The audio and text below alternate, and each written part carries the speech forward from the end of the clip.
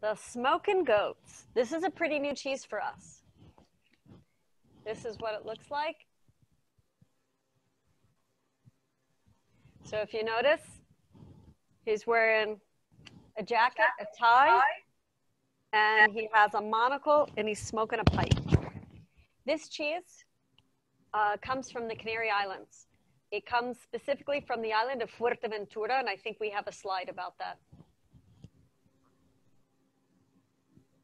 Can we see the slide? Here we go. So this is the Canary Islands over here. This style of cheese is made in all of the Canaries. They call it tofio.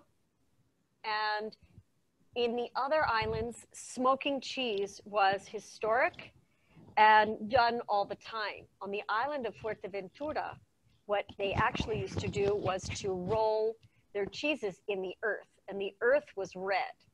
So we have another cheese called Alicios, which is done with paprika, and that's to evoke how most of the cheeses in Fuerteventura were preserved that way.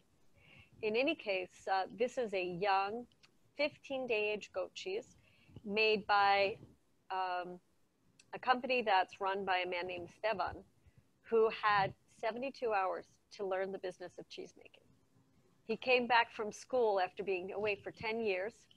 He arrived. His dad said to him, "Hey, son, I'm so glad you're here.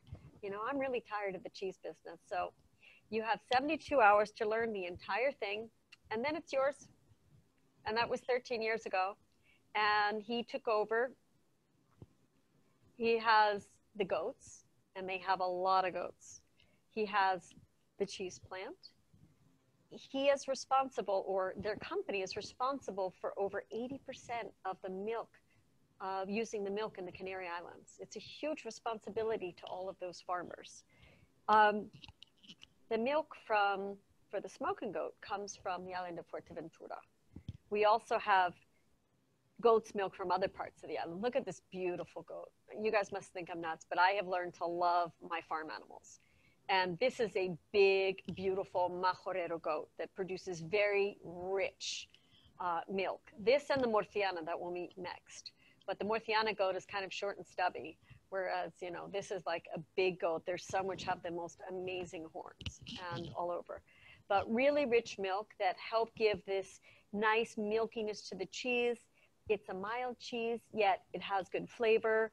The smoke is intense. I don't like really smoked things, so the smoke just enhances it.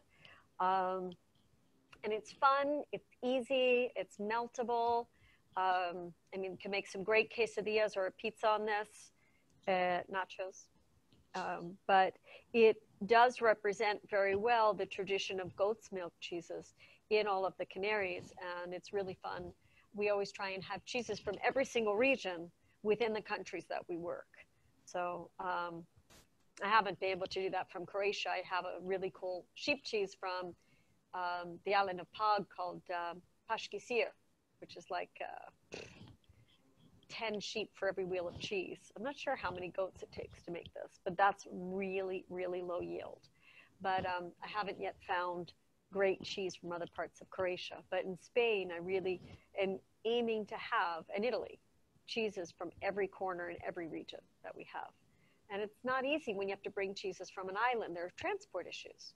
So we're out right now up to cheeses because cheeses come from the middle of the ocean, then they have to get to Madrid, and then from Madrid they have to be loaded and they have to get here. So we're crossing our fingers and can't wait till it comes. And I have to say that the name has helped the cheese start to be very successful. It's hopefully it'll grow like the Drunken Goat did. We have the Drunken Goat here with us today,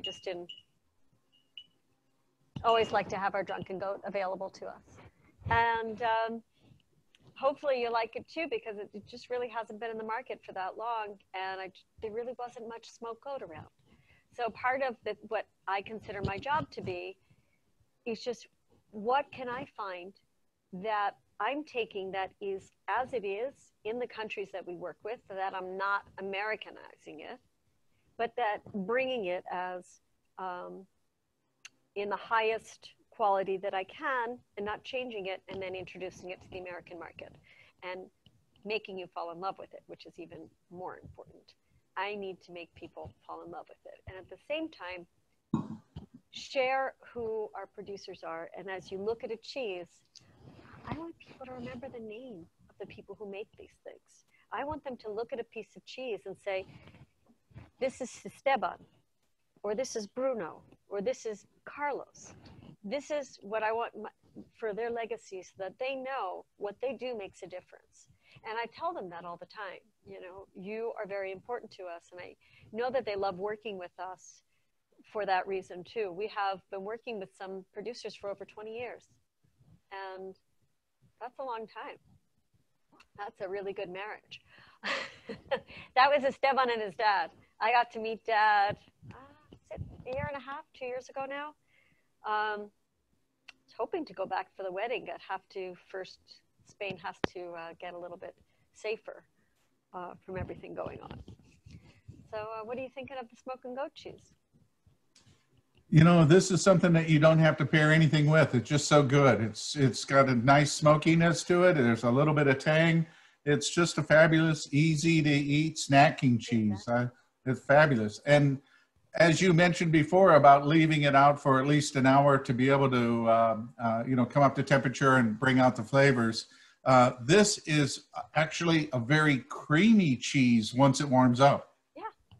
I mean, it's really aged only 15 days. That's super young. So Campo, for example, is at least 100 days, but I think right now we're eating some 6-month cheese because they were a little bit backed up. Quadrello is aged 20 or 23 days, something like that.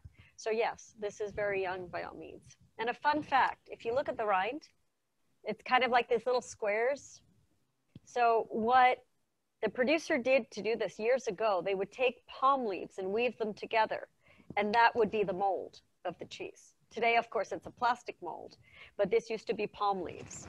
Whereas this crazy zigzag on the Manchego and Manchego style cheeses, this was woven from esparto grass. And so that was also woven into, it looked like, I don't know what you call those, like espadrilles. So the rinds come from a traditional things. A lot of Italian cheeses were made in wicker baskets. So they had that ridge, those lines around it, like a basket. And that's exactly what they used to be aged in, was the basket. Okay.